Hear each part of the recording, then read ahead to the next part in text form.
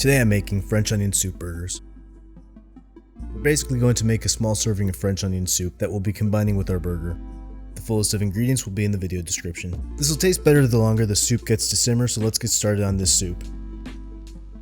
Into a small pot, I'm melting 1 tablespoon of butter and about a tablespoon of oil, before adding in 1 sliced onion.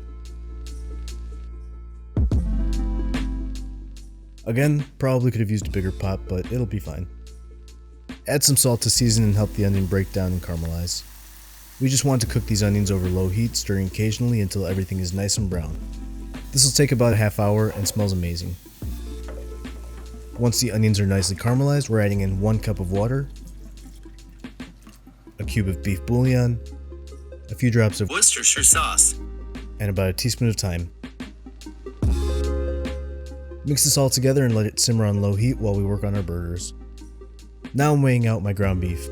I'm separating it into 5-ounce meatballs. Let's season our burgers with some salt and pepper before lightly pressing them into more of a burger shape. Now I'm going to pour some oil into a cast iron pan over medium-high heat, put the burger in, and press it flat using a spatula. Allow this to cook for 4 minutes, then flip. Cook another 3 minutes or so before adding in 1/4 cup of shredded gruyere cheese on the burger and covering for the last minute. Once this is done, transfer to a lidded container to keep warm while we toast our buns. I'm spreading some mayo on these potato buns and cooking just until they're nicely toasted.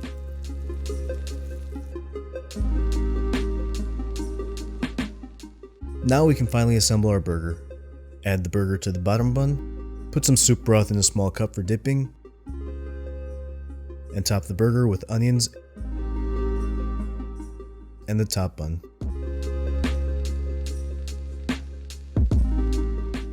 Serve with some potato wedges, and enjoy.